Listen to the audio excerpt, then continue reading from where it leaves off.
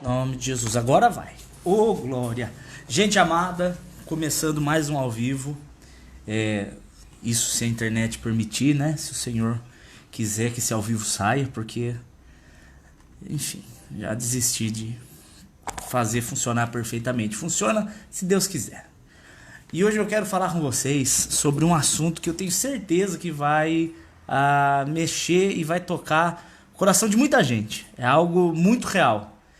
As pessoas já estão entrando, graças a Deus já tem gente, então quer dizer que está funcionando. Vamos pra cima. Deixa eu abrir aqui no computador, porque se acontecer de travar, podem ficar tranquilos que eu tô vendo aqui, tá? Não precisa ficar aquele desespero falando que tá travando. Eu vou conseguir ver aqui sem problema nenhum. Glória a Deus. Gente amada, Celi, Graciana, a Bruna, a Cris Duval, Felipe, eu amo você também, meu amigo. Vamos que vamos. Gente, hoje eu quero falar sobre um assunto que vai mexer com todo mundo. Todos. As pessoas que são próximas a nós, às vezes familiares, às vezes da mesma igreja, às vezes do mesmo trabalho. O que eu quero deixar claro aqui é que eu não estou dando uma indireta para ninguém, tá? Eu sei que tem um monte de gente que não gosta de mim, mas eu quero mais que vocês se convertam e se encontrem comigo na glória. Acho que eu ia falar outra coisa, né? Mas não é uma indireta nenhuma. Eu quero falar Francisco da Califórnia. Manda um beijo aí pro Arnold Schwarzenegger. Coitado, levou uma voadora, né? Você viu que ridículo? Bateram nele.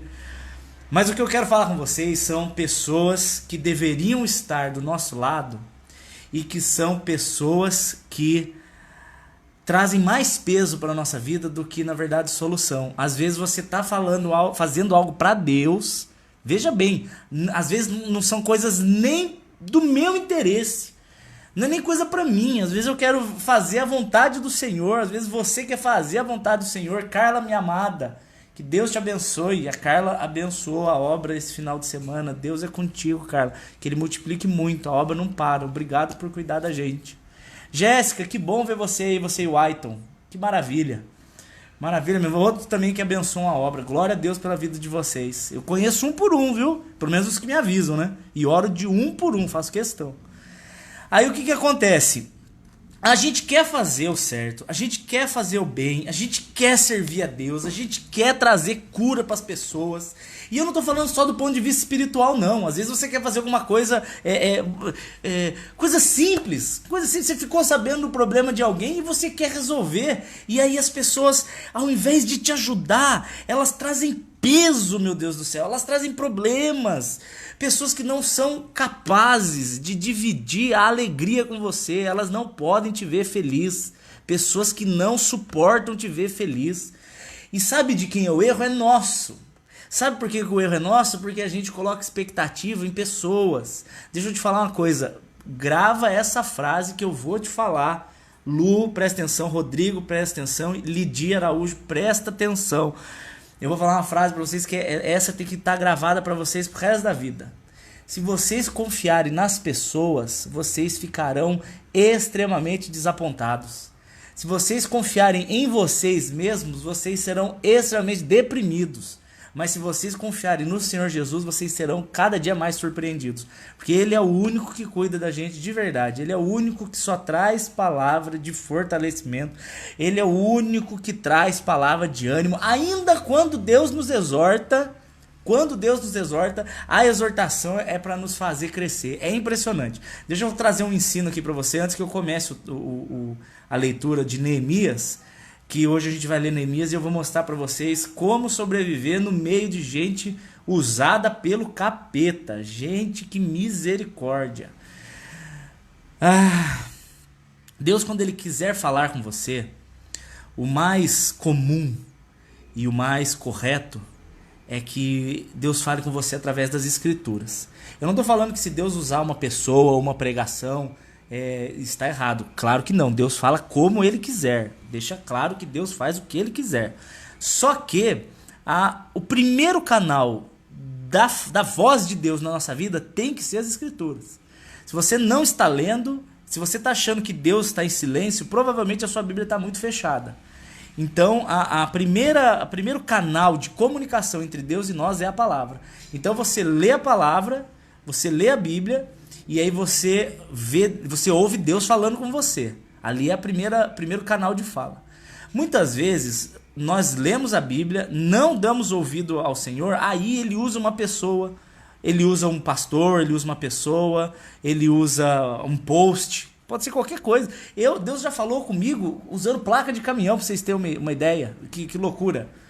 Amanda, que bom que a crônica tá maravilhosa. Glória a Deus, eu escrevo com o maior amor. Agora, se Deus precisar falar com você pela terceira vez, e eu não consigo fazer 3, memória, meu dedo é torto, eu tenho que fazer assim. Se Deus precisar falar com você pela terceira vez, é sinal de que você está extremamente desobediente e pode esperar que virá correção sobre a sua vida. Então ouça na primeira para não ser necessária a segunda e muito menos a terceira. Então eu quero trazer aqui para vocês um ensino para que vocês já façam certo do começo. Como reagir quando você estiver cercado de gente que só traz peso para sua vida ao invés de trazer benefícios. Suelen, querida, que bom que você está aí. Presta atenção.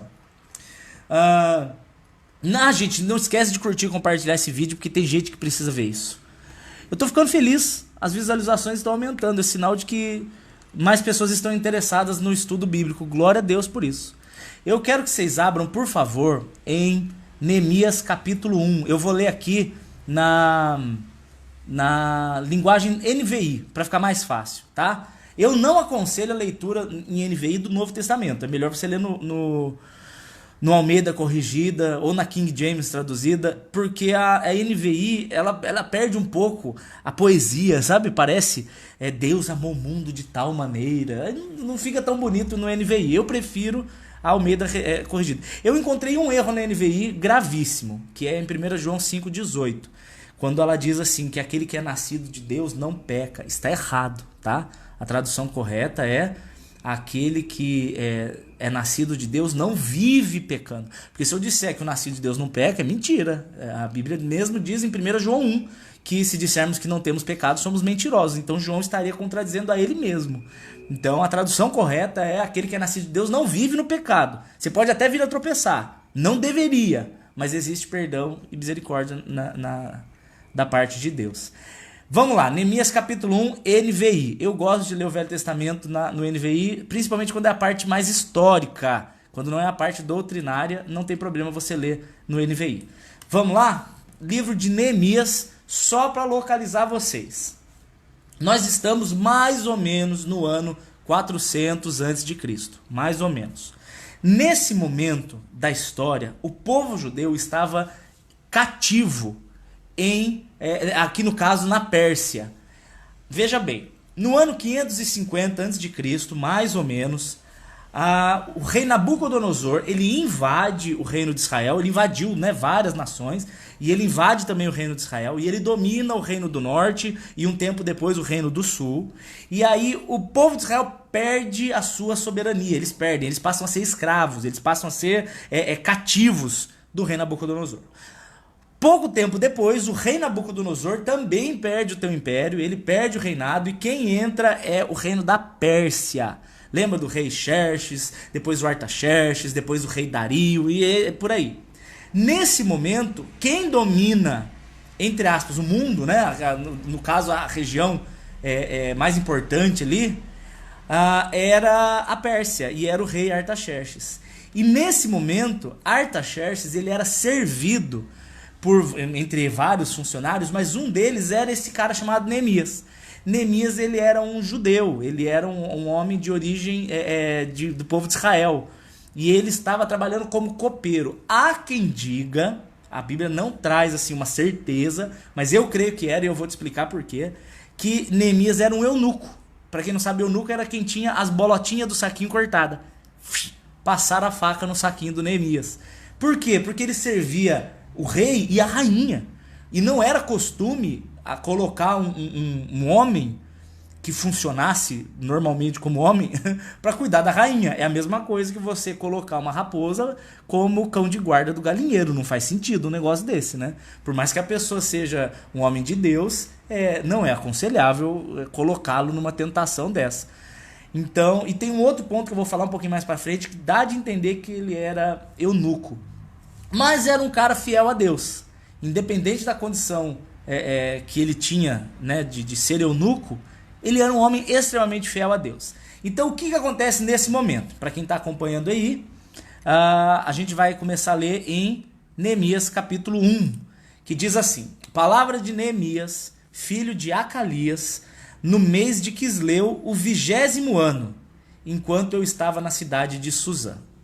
Diz assim: Anani, um dos meus irmãos, ou seja, Neemias tinha um irmão chamado Anani, e esse Anani veio de Judá com alguns outros homens, e eu, Neemias, lhe perguntei acerca dos judeus que restaram, os sobreviventes do cativeiro que estavam em Jerusalém, e também sobre a cidade de Jerusalém. E eles me responderam, ou seja, Anani e os outros homens que foram junto com ele: Neemias, aqueles que sobreviveram ao cativeiro estão lá na província, passando grande sofrimento, grande humilhação.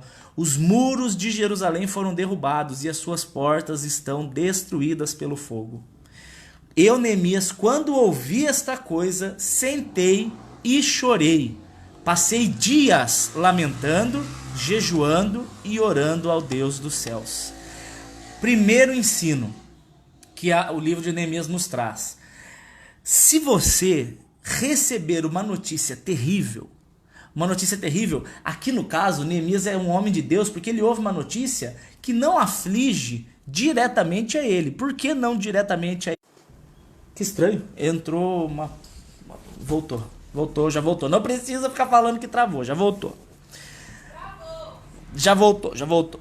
Aí o que acontece? O Neemias, por que não afligia diretamente a ele? Porque ele estava no palácio, ele era extremamente bem cuidado, ele era um dos braços direitos do rei. Ele era um cara amado. Você tá me gravando? Tô te assistindo. Não, você tá tirando foto minha. Tô te gravando, tô te assistindo. Ele era um cara extremamente bem quisto pelo rei. Ele era um cara que tinha acesso ao rei, acesso à rainha, acesso à intimidade do rei. Então, ele estava bem. Mas ele ouviu problemas dos parentes dele. Então você vai ver que um verdadeiro homem de Deus é um homem que não se preocupa só com o próprio interesse. Tá entendendo? Alguns dirão: não, Dani, isso afeta diretamente a ele, porque eram os parentes dele. Não, é indiretamente. Porque ele estava bem, ele tinha saúde, ele tinha comida, ele tinha riquezas, ele tinha toda uma prosperidade e tal, mas afetava pessoas queridas. Então, gente, um dos sinais de sermos homens e mulheres verdadeiramente de Deus é que nós não nos preocupamos só com os nossos interesses. Isso é muito egoísta. Se você presta atenção como é que são as suas orações, analise a última semana sua de orações, veja se você só orou por coisas suas ou se você orou por alguém. Se você não orou por alguém, provavelmente você não está amando direito. Você está amando o seu próprio umbigo, mas você não está interessado nas coisas dos outros. Porque Deus nos chama não só para olharmos para a nossa própria barriga, que no meu caso é super fácil de fazer, né? Mas Ele nos chama para nós sermos instrumentos de intercessão, de cura, de solução de problemas dos outros. Você está entendendo? Principalmente no quesito da prosperidade. A pessoa que ela ora para ser próspera para si mesma, ela não vai ter esse desejo atendido. Esquece. Leia 1 Timóteo capítulo 5, você vai ver que a instrução de Paulo para os ricos é que eles usem aquela riqueza para cuidarem de quem precisa e para manifestarem o poder de Deus nessa terra. Vou dar um exemplo.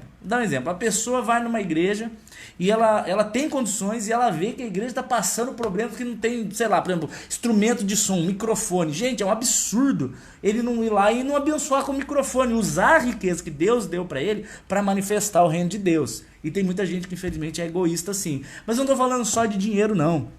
O principal aqui é tempo. Quando Jesus ele diz que não há amor maior do que dar a vida pelos amigos, ele diz que não há amor maior esse do que dar a vida pelo seu irmão. Quando eu li esse texto pela primeira vez, eu imaginava que Jesus estava falando sobre pular na frente de um trem. Olha a minha cabeça, eu ficava imaginando, nossa, então será que amar é dar vida nesse sentido? Imagina, alguém chega para assaltar minha esposa e o cara coloca a arma assim nela e fala assim, passa a grana. Aí ela não passa a bolsa, não passa. Aí o cara vai dar um tiro nela, puf, aí eu pulo na frente, não! matou. Aí, aquela cena de filme, aí eu levo o tiro. Aí eu falo, Senhor, dei a vida por... Lógico que eu faria isso sem pensar duas vezes. Primeiro, porque eu a amo de todo o meu coração. E segundo, porque morrer é lucro. Eu vou direto pra casa e acabou o enchimento de saco dessa terra. Vou para a glória, espero vocês lá. Mas o dar a vida, de verdade, o que Jesus está querendo dizer é dar o tempo. Não há amor maior do que dar o tempo. Então Neemias aqui mostra um grande ensino pra gente, que ele começou a orar pelo povo, não era nem por ele. Ele começou a orar e jejuar pelo povo. Quando você se preocupa pelo problema do outro, você arranca um sorriso da cara de Deus, porque você está fazendo exatamente o que Jesus falou. Não há amor maior do que dar a vida pelo seu irmão. Dar o seu tempo, dar a sua preocupação. E eu vou falar uma coisa para vocês. Se você quer viver uma vida cristã, presta atenção. Vida cristã é você pegar a sua dor, apresentar para Deus e cuidar da dor do seu irmão e apresentar do seu irmão para Deus também. Muitas vezes, gente, vocês não fazem ideia. Momento desabafo. Vocês não fazem ideia do caco emocional que eu me encontro várias vezes quando eu vou pregar. Vocês não fazem ideia. O que eu mais queria, muitas vezes, era ir pro meu quarto, deitar embaixo da coberta e colocar um louvor e dormir e esperar Jesus voltar. Mas não dá, porque existe uma obra e ela precisa ser feita. E Jesus não me chamou para descansar nessa terra. Ele fala isso no livro de Miqueias, capítulo 2, verso 10. Levantai e andai, não é aqui o vosso lugar de descanso. Então é isso, você bota a sua dor, que existe, você fala, papai, tá aqui, cuida para mim, que eu vou lá cuidar da sua obra. É assim que Deus faz, e é exatamente isso que aconteceu com Neemias. Aí Neemias vira e ele começa, então, voltando para o capítulo 1, ele fala assim: quando eu ouvi essas coisas, sentei e chorei, e passei dias lamentando, jejuando e orando ao Deus dos céus. Verso 5: então eu disse, Senhor Deus dos céus, Deus grande e poderoso, que é fiel à tua aliança e misericordioso com os que amam e obedecem os seus mandamentos. Que maravilha! Olha só, eu quero dar um outro ensino muito precioso para sua vida. Gente, será que vai passar de 200 pessoas hoje? Uau, faz anos que não chega tudo isso. Glória a Deus, Pai. Glória ao teu nome, é bastante gente te ouvindo. Eu não quero popularidade nenhuma para mim, eu quero que se dane isso aí. Eu quero que o nome do Senhor seja engrandecido. Olha o ensino que eu vou te dar agora. Toda oração, quando você for levar a sua voz em forma de oração ou seu pensamento a Deus, antes do seu pedido, antes de começar a pedir coisas, reconheça quem Deus é. Reconheça quem Deus é. A Bíblia diz assim, aqui no verso 5, que antes de Neemias começar a orar, ele começa a reconhecer quem Deus é. Senhor, o Senhor é Deus dos céus, o Senhor é grande e poderoso, o Senhor é fiel à aliança, o Senhor é misericordioso aos que te amam. Então, antes de começar a pedir, começa a reconhecer quem Deus é. Sabe por quê? Eu vou te dar um exemplo prático. Muitas vezes a gente recebe notícia que nos aflige, um monte. E aí, se você chegar para Deus e falar, pai, tá acontecendo isso, você já chega na oração, você já chega mal, você pede sofrendo. Antes de começar a pedir, você reconhece assim, Senhor poderoso, maravilhoso, você reconhece como que Deus é na sua vida. Porque, por exemplo, vou dar um exemplo. Para mim, quando eu mais oro, eu mais reconheço a Deus como sendo o sustento da minha vida. Tanto na parte emocional, quanto na parte espiritual, quanto na parte financeira. O Senhor, a maior imagem que eu tenho de Deus para mim é, além do Salvador, lógico, mas é aquele que me sustenta em todas as coisas. Eu só tô de pé por causa de Deus, por causa de Jesus na minha vida. E aí, essa é a figura que eu tenho de Deus, um Deus que me sustenta, que cuida do filho.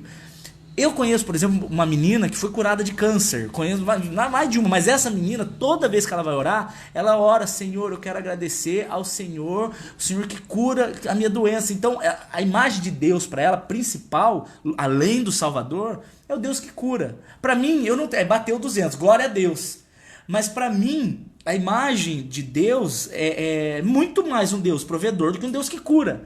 Então, quando você for orar, reconheça Deus antes do seu pedido. Você vai chegar aflito, por exemplo, normalmente uma pessoa aflita vai clamar a Deus reconhecendo o poder que ele tem de curar os aflitos. Então você vai falar, Senhor poderoso, Senhor que cura, Senhor que consola. Só o fato de você estar trazendo à tona quem Deus é, e você vai estar falando isso para sua própria alma. Deus que cura, Deus que guarda, Deus que sustenta, Deus que consola. Ao invés de você já vomitar as suas dores, quando você entrar no momento de vomitar as suas dores, você já vai estar fortalecido. É verdade. É verdade. Aí Neemias, então, antes dele começar a pedir, ele faz isso. Ele começa a reconhecer quem Deus é. Aí ele fala assim no verso 6: Pai, que os teus ouvidos estejam atentos e os seus olhos estejam abertos para ouvir a oração do teu servo. Gente, que maravilha! Ora assim para você ver como vai mudar tudo. Pai, você reconhece tudo, depois você fala: Pai, abra os olhos para me ver, abra os ouvidos para me ouvir. Gente, é muito diferente de só vomitar os seus problemas para Deus. Na tua oração, não trate Deus como um gênio da lâmpada que está disposto a vomitar os pedidos da sua vida. Eu só quero um Deus que derrame bênçãos sobre a minha vida. Não é isso. Começa a conversar com Deus como seu pai. Começa a criar intimidade já na hora da oração. Quando você fala com essa humildade, essa intimidade, essa fé, esse amor, você toca o coração de Deus. Porque tem oração que toca o ouvido de Deus, porque ele ouve. Mas tem oração que toca o coração dele. É muito diferente. Que os seus ouvidos estejam atentos, os seus olhos estejam abertos para ouvir a oração do servo, que faz orações de dia e de noite diante de ti, em favor dos servos. Olha que homem fantástico esse Neemias. Pai, eu tô aqui clamando há dias. E tem pessoas que oram uma vez, Deus não responde. Duas, Deus não responde, a pessoa desiste. Vou sair da igreja. Por que você vai sair da igreja? Porque Deus não fez o que eu queria. Não seja um filho mimado. Uma das características mais marcantes do filho, eu não tô falando de criatura e de religioso. Eu tenho horror religioso. Eu tenho pavor de religioso, de crente religioso. Meu celular caiu dentro da panela de carne. É mole o que a menina escreve? Tadinha, filha. Mas vai estar bem temperado. Que bom que vai. Ele tá falando que bom que vai ficar temperado o seu celular. Tomara que não tenha estragado. Bom, se você tá digitando é porque não estragou, né? Enfim. Mas deve estar com um cheiro muito bom. Nossa, até perdi o que eu tava falando. O que eu tava falando? Poxa, cara. Até eu perdi também. Nossa. Até me perdi aqui na última. Vou assistir aqui. Ai, pai. Não, mas eu vou voltar. Sim, lembrei. Uma das marcas mais características e verdadeiras na vida daquele que é filho de Deus, além da obediência, além da santidade e tudo mais, é uma palavra chamada perseverança. Perseverança em oração. Continue a orar. Se Deus não está respondendo, aí você vai orar mais alto ainda. Se Deus está em silêncio, é aí que você vai bombardear mais ainda o trono de Deus através de oração. Nem que seja para ele responder não. Porque lembre-se bem que todo não de Deus é uma porta fechada, porque não era para lá que era para você ir. Então ele continua. E olha só que incrível. Ele fala assim: Pai, confesso o pecado que nós, os israelitas, temos cometido contra ti. Sim, eu e o meu povo temos pecado contra ti. Já me perguntaram se é possível eu interceder pelo pecado de alguém. Eu posso orar pelo pecado de outra pessoa, pedindo perdão pelo pecado de outra, para que gere de alguma forma temor no coração da pessoa? Aqui a Bíblia está mostrando, pode, deve.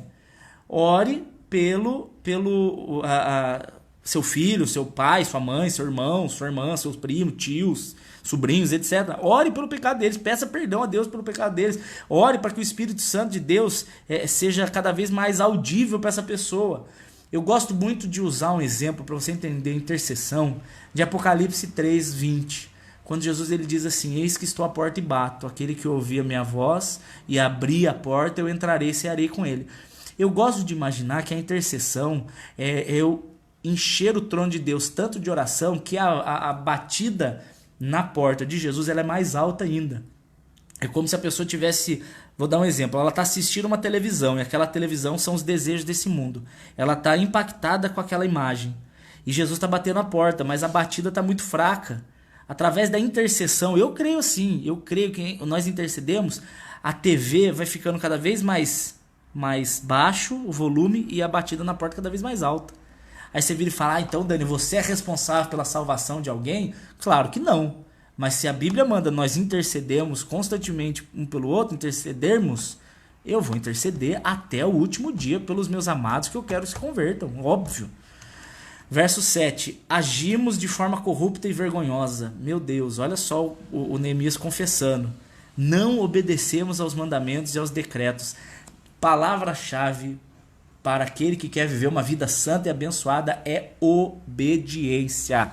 O Rafa disse que está comendo pizza e ouvindo a palavra. Meu Deus, eu acho que não tem combinação melhor. Palavra de Deus e pizza. Se tivesse uma coca gelada, aí é a tríplice coroa. Se bem que a palavra de Deus é incomparavelmente melhor, tá, gente? Antes que os religiosos pirem, tá? É só uma brincadeira, tá, gente? A paz, esta paz que eu sinto em minha alma, não é porque eu olho ao meu redor. Eu vou pular pro 11 para ganhar tempo. Senhor, que os teus ouvidos estejam atentos à oração do seu servo e à oração dos seus servos que têm prazer em temer o seu nome. Que oração que é essa? Que oração que é essa que Deus ouve? A oração daqueles que têm prazer em temer o seu nome. Uau! Faça com que o teu servo hoje seja bem sucedido. Veja bem, a outra tradução diz prosperar. Pai, eu quero ser próspero. Por que ele está pedindo para ser próspero? Porque ele quer comprar uma Ferrari? Não, porque ele quer ter condições de continuar a obra de Deus em Jerusalém. Concede benevolência a esse homem. E nessa época eu era copeiro do rei. Olha o que acontece depois de uma insistência, uma persistência na oração. Neemias capítulo 2. No mês de Nisan, no 20º ano do rei Artaxerxes, na hora de... Por que tá todo mundo rindo? O que houve? Tá todo mundo dando risada? Eu não sei o que houve. Fiquei curioso agora. A Leandra falou alguma coisa que todo mundo riu. Perdi tudo. Ah, mas tá bom. Vamos continuar, depois vocês me contam. Capítulo 2. O que acontece logo após a oração de Neemias? Por isso o rei... Não, desculpa, verso 1. No mês de Nisan, no 20º ano do rei Artaxerxes, na hora de servir o vinho, levei o vinho ao rei. Então Neemias foi e serviu o rei. Nunca antes eu tinha estado triste na presença dele. Olha que interessante. Por isso o rei me perguntou: por que o seu rosto está triste? Por acaso está doente? Não parece. Essa tristeza só pode ser do coração. E eu fiquei com muito medo. Olha que interessante. Tô levando um sermão ali, ó. Se concentra na palavra. Ok, irmão. Desculpa, me perdoe, tá? Perdoe minha falha, vou melhorar. Verso 2. O rei perguntou: por que você está triste? Você está doente? Essa tristeza não parece doença, parece algo do coração. Então disse ao rei: rei, vive para sempre. Mas como não estaria triste o meu rosto, se a cidade em que estão sepultados os meus pais está em ruínas e as suas portas destruídas pelo fogo? Olha que interessante, gente. Ele estava orando para que Deus desse uma solução para o problema dele. Só que quando Deus deu uma solução, a solução era usar o rei foi usado e naquele momento ele olhou aquilo como um problema, um perigo, tá entendendo? Ele vira e fala assim: meu Deus, tô lascado com esse rei. Só que ele não percebeu que naquela situação de crise, naquela situação de aparente problema, porque o Neemias pensou: lá vai vir lapada. Eu vou levar alguma exortação, o rei vai ficar bravo comigo, porque ele percebeu que eu tô triste. Mas aquela situação que parecia de desgraça, era exatamente Deus movendo tudo em favor daqueles que são dele e que clamam constantemente. Vocês estão entendendo? Você tá pegando? Muitas vezes a gente ora, a gente clama, a gente pede, e aí Deus dá uma solução, mas a primeira impressão é que aquela solução é problema. Aí, por isso que eu tô falando para vocês, não desesperem quando chegarem notícias ruins. Porque essas notícias, a palavra ruim, ela é muito relativa. Dependendo da consequência, ela pode vir a ser uma bênção enorme. Vou dar um exemplo básico para vocês. A minha mãe, antes de eu nascer, 30 anos atrás eu nasci. Há 33 anos atrás nasceu meu irmão. Chamava Jorge Luiz, era o Jorginho. E o Jorginho, com 3 aninhos de idade, ele caiu numa piscina e ele morreu afogado. Então, na hora, aquela situação, aquela tristeza, aquele choro, aquele desespero, aparentemente era uma desgraça. Acabou-se a vida. Só que Deus tinha planos. Oh, Deus com os seus planos misteriosos e maravilhosos, que são muito melhores do que os nossos. Através da morte do meu irmãozinho, a minha mãe veio a conhecer o Senhor, o meu pai também, e por consequência a minha família inteira. E eu creio que Deus levou um para poder salvar os outros 5. Foi uma troca extremamente justa. E levou um que está salvo, porque eu creio, com várias bases bíblicas, depois eu posso passar. E se você quiser ver, tá no YouTube, Daniel Saad, Salvação Crianças. Coloca lá que você vai ver por que eu creio que crianças são salvas, apesar do pecado original.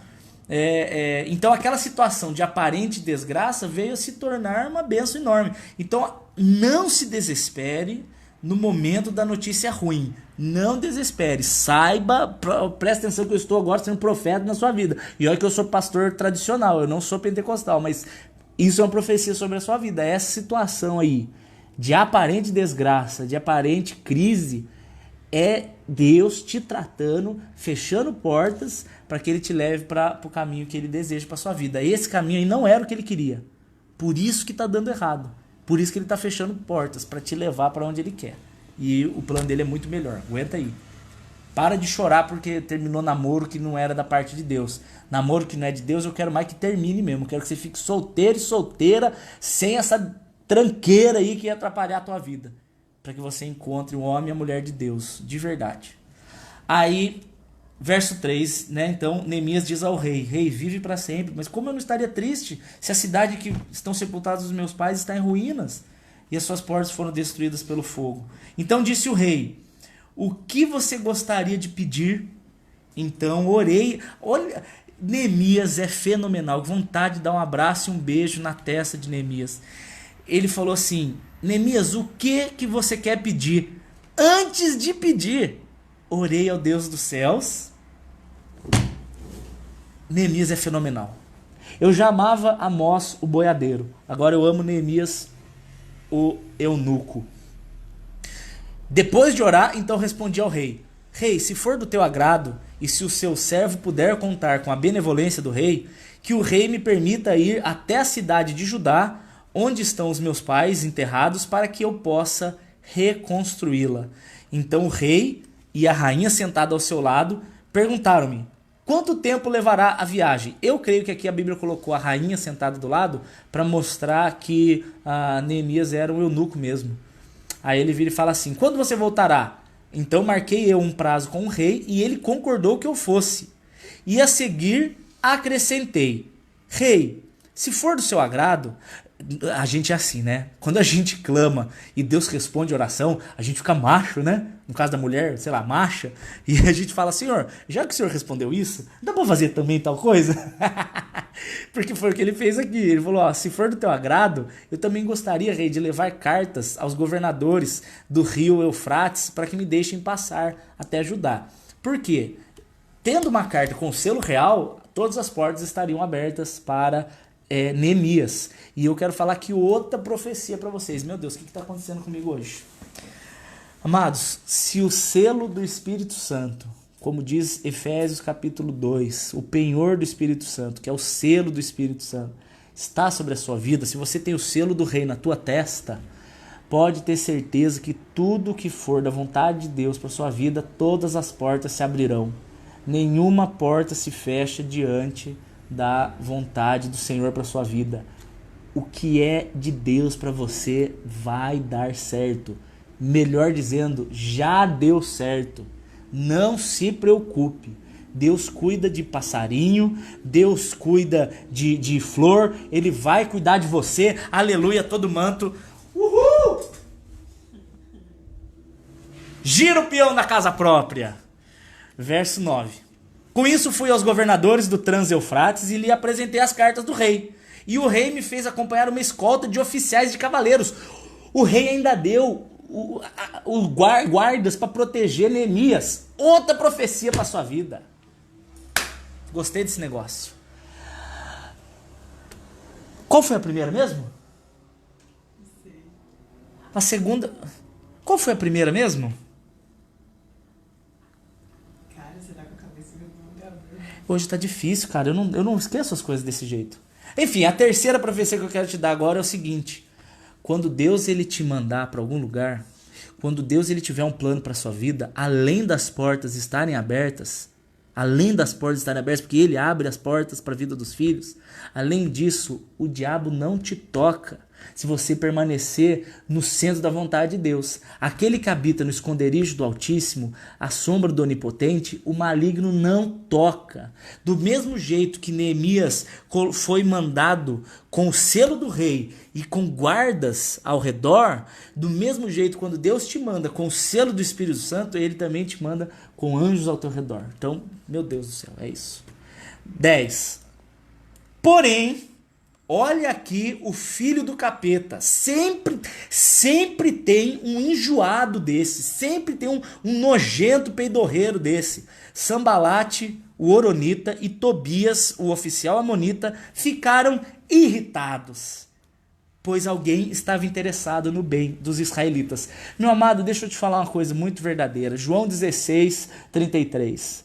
Um texto áureo. Se você não conhece João 16, 33...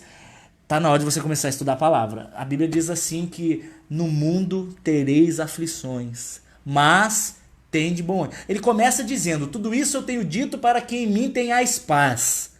Todas as palavras de Jesus é para que vocês tenham a paz. Mesmo sabendo que no mundo terás aflições, mas tende bom ânimo porque eu venci o mundo. Meu querido, por que você fica surpreso se você na sua caminhada com Jesus, você encontra pessoas que são extremamente atribuladas. Pessoas que ao invés de chegarem para trazer bênção, elas só chegam para trazer mais peso. Por que isso te surpreende? Sempre foi assim. Jesus, que era Jesus, tinha um Judas, filho da égua, atrapalhando a vida dele. Sempre José tinha os irmãos atrapalhando. Moisés, em determinado momento, foi Arão e a Miriam lá, que até ficaram leprosos. O Neemias, o Sambalate e o Tobias. Sempre terá um filho do capiroto para atrapalhar a tua vida. Eu não sei por que você ainda fica surpreso. Ai, mas eles estão sendo perseguidos por parentes, pela igreja, isso aqui. Filho, é normal. A Bíblia diz em Mateus, no capítulo 5, no verso 11 e 12, bem-aventurados sois vós quando vos perseguirem, quando vos injuriarem. Olha isso. E quando mentindo disserem todo mal contra vós por minha causa. O que Jesus fala para mim e para você? Quarta profecia do dia. Você está sendo perseguido? Você está sendo perseguido por gente que você ama, tá? Porque o diabo, ele não tem misericórdia, não. Ele não vai usar os filhos dele para te atrapalhar. Ele vai tentar usar pessoas que você ama. Porque ele sabe que isso te machuca. Então o diabo vai usar gente de perto. E aí Jesus vira e fala, bem-aventurados são vós, tal. E ele termina falando assim, alegrai-vos e exultai. Por quê? Porque grande é o vosso galardão. Porque da mesma maneira perseguiram os profetas antes de vós. Um deles é Neemias. Está falando sobre o próprio Neemias aqui. Aí ele vira e fala assim que Sambalate e Tobias ficaram irritados. Por que eles ficaram irritados? Porque alguém estava querendo fazer a obra de Deus. Gente, deixa eu falar outra coisa para vocês. Meu Deus, dia das revelações. Hoje eu tô o crente Kodak. Sabe o que é o crente Kodak? Crente revelação. Quando você resolve fazer a obra de Deus perto de alguém que não faz, a tua obra incomoda quem não faz. Porque o ato de você estar fazendo denuncia que a outra pessoa não está fazendo nada. Então, normalmente, quando a gente vê alguém, eu vou falar assim como se eu fosse uma pessoa que não faz nada, tá? Eu sou uma pessoa que não trabalha para a obra, eu não faço porcaria nenhuma, eu só vou para a igreja porque eu quero absorver. Mas eu não abençoo, eu não ajudo, eu não me envolvo, eu só quero receber. Eu sou o rei da cocada preta, eu quero que me abençoem, eu quero que preguem para mim, mas eu não quero fazer porcaria nenhuma, eu sou do ministério da crítica. Quando alguém faz a obra de Deus perto desse tipo de pessoa, a obra que a pessoa está fazendo automaticamente se torna uma afronta para quem não faz nada. Porque quando ele vê você fazendo, ele percebe que ele não faz. Então quando ele não faz, ao invés dele querer fazer, ele vai tentar jogar areia no teu poço. É isso. Então Sambalate e Tobias, eles eram isso, eles eram assim, eles ficaram bravos, por quê? Porque alguém estava fazendo alguma coisa, e isso ia mostrar que eles não estavam. Olha aí, daí o Neemias ele chega lá, deixa eu ver onde que eu quero ler. Achei, verso 17. Então eu, Neemias, chamei... Dá lugar terra. Gente, esse terra não faz o menor sentido, né? Pelo amor de Deus. É por causa da Camila Barros, né? Que viagem. Verso 17. Então eu lhe disse, Neemias falando com os homens que estavam junto com eles, inclusive os dois peidorreiros, o Sambalate e o Tobias. Então eu lhes disse, vocês estão vendo a situação terrível em que estamos. Jerusalém está em ruínas, suas portas destruídas pelo fogo. Venham, vamos reconstruir o muro de Jerusalém para que não fiquemos mais nessa situação humilhante. Neemias era um cara tão fenomenal que, além de tudo, havia humildade na parte dele, porque ele sabia que Deus era com ele, Deus já estava respondendo. Ele falou assim, ei, vem comigo, a obra não é só minha. Um dos grandes sinais de homem e mulher de Deus é que eles não são egoístas no ministério. Eles fazem questão de dividir eu não vou falar a glória porque a glória é de Deus, mas por exemplo, se eu chegar e eu quiser glórias pra mim, eu tô sendo ridículo. Eu tenho que falar, não, eu não sou um homem sozinho. Eu tenho minha esposa que ora por mim, eu tenho minha mãe que ora por mim, eu tenho meus pastores que oram por mim. É um time.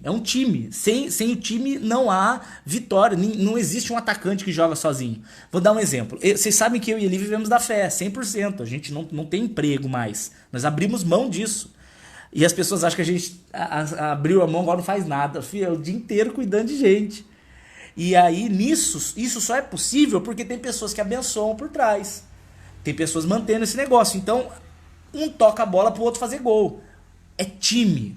Reino de Deus é time. Não existe estrela. Não existe o Justin Bieber de Jesus e as pessoas idolatrando o Justin Bieber. Não. Só existe vitória porque o time joga junto. E Neemias sabia muito bem isso. Ele vira e fala, olha... Eu não quero essa glória sozinho.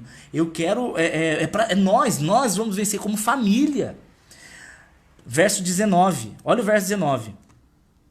Quando, porém, quem? Sambalate e Tobias, os peidorreiros, e Gesem, o árabe, souberam disso, começaram a zombar, desprezando-nos, perguntando, o que vocês estão fazendo? Vocês estão querendo se rebelar contra o rei? Olha que fofoca do inferno. Porque o Neemias só estava lá porque o próprio rei tinha mandado. Vocês estão entendendo? Fofocando. Quando a pessoa fofoca uma coisa que é verdadeira, já é ruim, né? Se as pessoas vão fofocar algo verdadeiro, já está errado. Porque, meu Deus, se alguém percebeu, eu tô sem aliança, mas a minha aliança tá ali no armário, tá? Eu e ele, né, não estamos separados. É porque tem um pessoal que observa tanto, a minha aliança tá ali no armário, eu tirei e não pus ainda de volta, já vou pôr. Só tô falando porque se alguém perceber vai ficar, né? Nossa, aí, tá vendo? Olha o exemplo. A pessoa vira e fala, nossa, o Dani tava sem aliança. Acho que ele e Eli estão separando. Exatamente o que Sambalate e Tobias fizeram. Começaram a falar assim, vocês estão aqui se rebelando contra o rei. E era mentira, porque o rei tinha mandado ir lá. E aí Neemias respondeu a eles, verso 20. O Deus dos céus fará que sejamos sucedidos. Gente, olha que outro ensino. Em tudo, Provérbios capítulo 3 diz isso a partir do verso 5. Presta atenção. Eu vou te dar um ensino. Eu ia falar aqui, vou te dar um passo para a vitória, mas isso parece aquelas pregação coach que eu odeio. Vou te dar um ensino. Provérbios capítulo 3, verso 5. Não sede sábios ao seu próprio entendimento. É mais ou menos isso, eu estou lembrando de cabeça. Não sede sábio ao seu próprio entendimento. Em que sentido? Não ache que você sabe de tudo. Antes, reconheça a Deus em todos os seus caminhos, e ele endireitará a sua vereda. O que isso quer dizer? Neemias aqui, ele não virou e falou, eu vou reconstruir. Nós vamos reconstruir. Ele não falou isso. Ele falou assim, o Deus dos céus fará com que sejamos bem-sucedidos. Ele já colocou, ele já põe Deus na história. Então quando você vai fazer alguma coisa, a primeira coisa que você vai fazer é falar assim, olha, vai dar certo, porque o Senhor está nesse negócio. E se der errado, é porque o Senhor não está nesse negócio. É simples assim. Nós, os seus servos, começaremos a reconstrução, mas, no que lhes diz respeito, vocês não têm parte nem direito legal sobre Jerusalém, e em sua história não há nada de memorável que favoreça vocês. Ou seja, tudo aquilo que você for fazer, não fique perdendo tempo com as pessoas que criticam. Saiba que elas existirão e sempre vai ter. Mas aquilo que é de Deus para você vai dar certo, Deus vai te usar e, como consequência, aquelas pessoas não receberão nenhum galardão da parte de Deus. Galardão é uma das coisas mais importantes da Bíblia e menos pregadas. Uma das mais importantes e uma das menos pregadas. O que é galardão?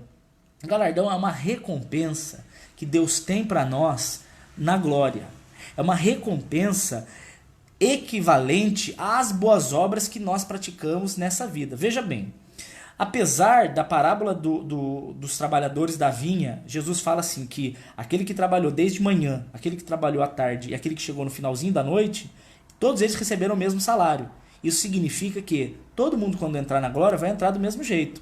Quanto a isso, não há diferença. O acesso à glória, à vida eterna, é igual, independente se a pessoa viveu 50 anos no evangelho ou se a pessoa creu na hora que morreu. Não tem problema. Por exemplo, o bandido na cruz creu minutos antes de morrer. E eu, por exemplo, já tenho alguns anos de caminhada. Eu vi esses dias um pastor que fez 45 anos de ministério, 45 anos pregando, 45 anos direto. O galardão, ele está relacionado à quantidade de boas obras que você fez. Então, quanto mais você faz as coisas para Deus, com Deus e por Deus, quanto mais você faz, mais você será recompensado por isso. O que é essa recompensa a gente não sabe. A Bíblia não diz, mas diz que existe uma recompensa. E aqui Neemias está falando, ok, vocês querem ficar só reclamando? Azar de vocês. Além de vocês não participarem da nossa alegria, vocês ficarão de fora do galardão. Aí entra o capítulo 3 de Neemias. Já estou terminando. O que eu achei incrível aqui no capítulo 3? O capítulo 3, ele mostra uma divisão de trabalho. De novo a ideia do serviço em família. De novo a ideia de que a igreja é um grande corpo onde um cuida do outro. Por isso que eu tenho horror de quem prega como se fosse algo bom, eu e Jesus em casa. Olha, eu não frequento igreja porque a minha igreja é eu e a minha família. Nós temos culto no lar. Querido, é bom que você faça essas coisas sem deixar de fazer as outras. É importantíssimo que você viva no meio de uma comunidade. Por quê? Porque no meio da comunidade, você vai aprender com a experiência dos outros. Você vai ser usado por Deus para ser solução no problema dos outros. Você vai ter seus amigos. Você vai ter auxílio quando você precisar. Você vai ser auxílio quando precisarem. Você vai criar o seu filho e sua filha no meio de amigos crentes, no meio de um ambiente cristão. Então é importantíssimo para você e para sua família que vocês permaneçam num ambiente familiar desse, de igreja. Eu acho um absurdo um crente ficar tranquilo sem igreja. Ah, mas na minha cidade não tem, ou eu escandalizei com a minha. Aí é uma outra questão.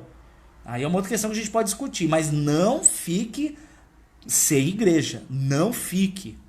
E aqui o interessante é que Neemias, ele divide o trabalho. Você vai ver que cada um vai fazer o que sabia. E isso é muito interessante.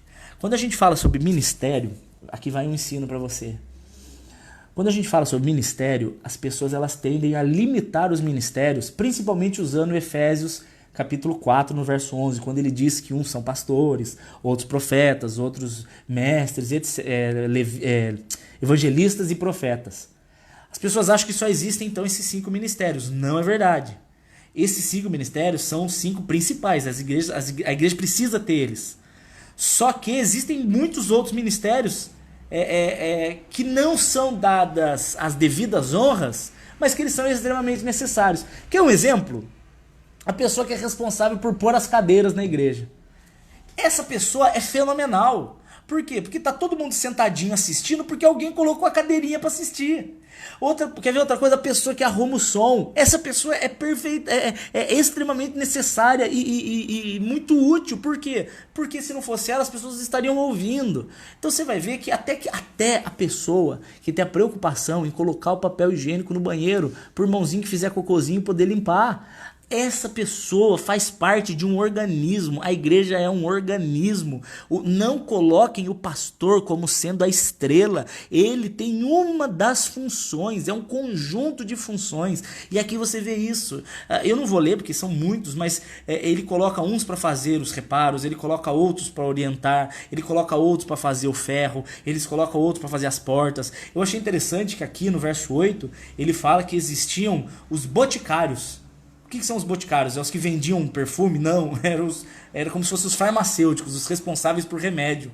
Então você vê uma divisão de tarefas onde a obra é de todos, a vitória também é de todos. Nossa, um barulhão do caminhão lá fora. Não considere o irmão do som menos importante do que o pastor. Não faça isso. Isso é a acepção de pessoas. Existe uma estrela na igreja que é Jesus Cristo. Todo o resto faz parte de um time que todos têm de igual modo uma função. Ah, mas a função de um é mais difícil, mais exigida do que a outra. Beleza, mas todas são importantes. E aí você vai ver... Eu quero pular agora para o capítulo 4, verso 1. Quando Sambalate soube que estávamos reconstruindo o muro, ficou furioso e começou a ridicularizar os judeus. E na presença deles, disse assim: o que aqueles frágeis judeus estão fazendo? Será que vão restaurar o muro? Irão oferecer sacrifícios? Irão terminar essa obra rapidamente? Será que vão conseguir ressuscitar pedras de construção daquele monte de entulhos e pedra queimada?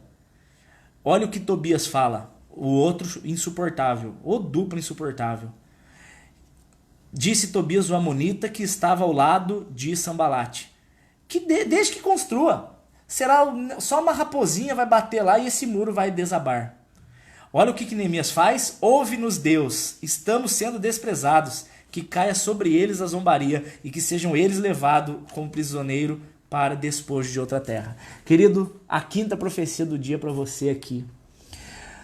Tudo aquilo que Deus mandar você fazer, toda a obra de Deus que Ele tiver na sua vida, não ouça a zombaria, a provocação, o desprezo dos outros. Não ouça. Sabe por quê? Porque elas existirão. Muitas vezes a gente ouve a crítica das outras pessoas, palavras destruidoras, porque palavras são destruidoras. E aí às vezes você acredita naquilo que a pessoa está falando. Não faça isso. Eu quero te dar um ensino muito precioso agora, que é necessário muita sabedoria da sua parte. Em determinado momento, o Davi, ele está passando por uma região e a Bíblia fala que um rapaz chamado Simão começa a tacar pedra em Davi. E aí os soldados de Davi falam para ele assim: Davi, você quer que a gente mate esse homem? E ele fala: não, pode ser que Deus esteja usando ele para me tratar. Então, o que eu quero dizer?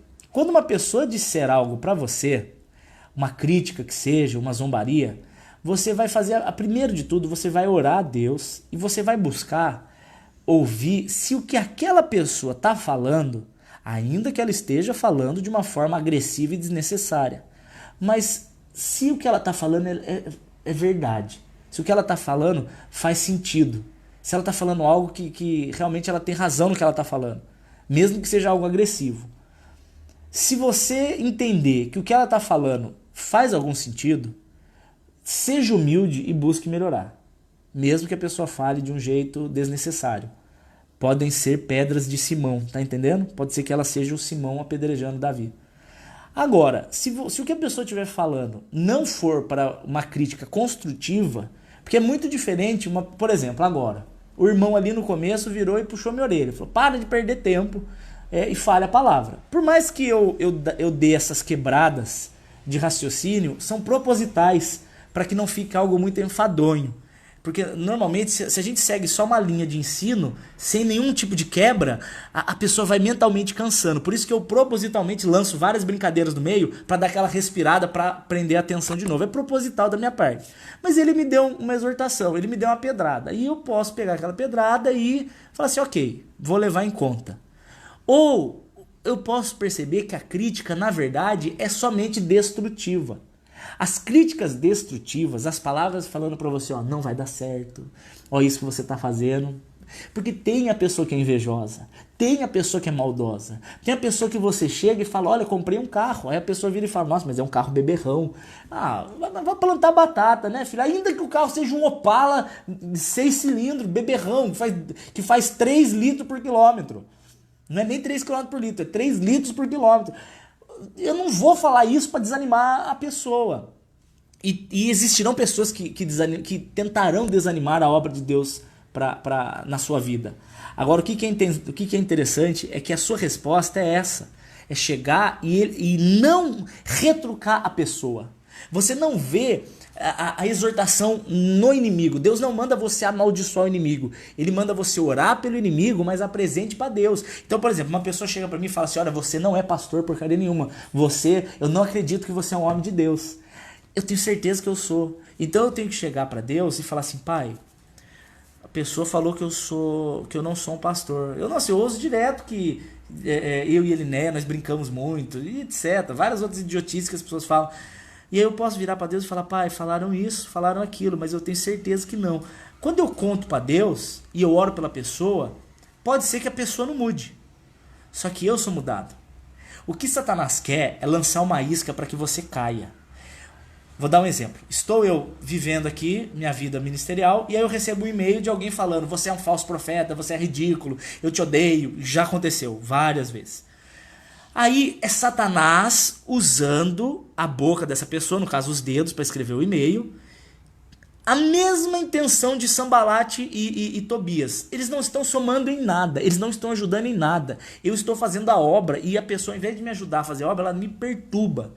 Então o que eu faço? Se eu pegar e eu ficar com ódio da pessoa e falar assim, nossa, seu maldito, eu quero que você morra. Acabei de cair na armadilha do diabo. Agora, se eu pegar e fazer igual a Neemias, falar, Senhor, ele está falando isso, tem misericórdia dele, Pai. Mostra que ele está errado. Pai, perdoa. Pode ser que a pessoa continue sendo maldosa. Pode ser. Mas o meu sentimento em relação a ela vai mudar. Eu serei transformado. Aquilo que Satanás quis usar para me desanimar e para me destruir, Deus transforma aquilo em um maior crescimento pessoal para mim. Aquilo que tentou tirar minha paz, eu usei aquela flecha envenenada para devolver uma oração de paz. E é isso que Deus espera pra gente. E aí, o que acontece com Neemias? Ele reconstrói o templo. O muro reconstrói. É no verso 6. Ô Jesus, está no capítulo 6.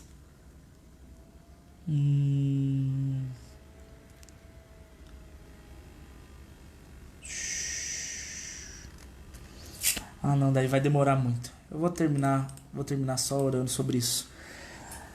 Mesmo com toda a perseguição de Tobias e Sanbalate, Neemias terminou os muros, ele reconstruiu os muros, Deus era com ele. E o incrível é que Deus era tão amigo de Neemias que ele levantou 2 profetas, ele levantou Zacarias e ele levantou Ageu. Cleide, querida, quanto tempo? Que bom te ver aí. Ele levantou Zacarias e ele levantou Ageu para profetizarem em favor de Neemias e de Esdras, que eram os 2 responsáveis. Neemias estava mais responsável pela construção e Esdras era escriba, ele estava mais envolvido com a questão de reavivar a fé do povo, tá entendendo? Com as escrituras, com os mandamentos, etc. E Deus levanta Zacarias e Ageu para profetizarem, para mostrarem que o ministério de Esdras e Neemias eram ministérios da parte de Deus. Então eu quero deixar aqui a sexta profecia para a sua vida. Deus vai levantar pessoas, e eu sou uma delas aqui já falando com você, mas ele vai levantar mais pessoas para confirmarem que o ministério de Deus na sua vida é real, Você vai ver pessoas orando por você, você vai ver pessoas abençoando você, você vai ouvir mais palavras de Deus te incentivando a continuar. Você vai abrir a sua Bíblia hoje e você vai ler o Salmo 27 e você vai meditar no Salmo 27 e Deus vai falar contigo. Ele vai te incentivar a continuar, a saber que mesmo com pessoas invejosas, pessoas maldosas, sejam parentes, seja chefe, seja colega de serviço, a Bíblia diz que ainda que um exército me cerque, eu não temeria. Por quê? Porque Deus está comigo. Então, querido, saiba que Deus está com você, viu? O Espírito Santo de Deus é contigo. Ainda que se levantem muitos para criticarem, permaneça na visão que Deus te deu. Permaneça no ministério que Deus te deu. Não caia na armadilha do diabo. Ore pelo que vos perseguem. Clame por eles. E vocês vão ver que em breve a obra que Deus tem para a vida de vocês será completa. Em nome de Jesus. Papai querido, eu quero te agradecer por esse ao vivo, quero te agradecer pelos ensinamentos na vida de Neemias, quero te agradecer porque o Senhor insiste conosco, quero te agradecer, Pai, até pelos inimigos que zombam, porque isso é um sinal de que estamos no caminho estreito e nós estamos incomodando o diabo, Pai. Muito obrigado, Senhor, que essa mesma persistência de Neemias, que essa mesma fé que ele tinha, essa certeza que ele tinha de que o Senhor está no controle, de que o Senhor era com ele, que nós tenhamos essa mesma certeza, essa mesma paz, Pai, para que nós possamos continuar, ainda que cheio de contradizentes, ainda que cheio de inimigos, Pai.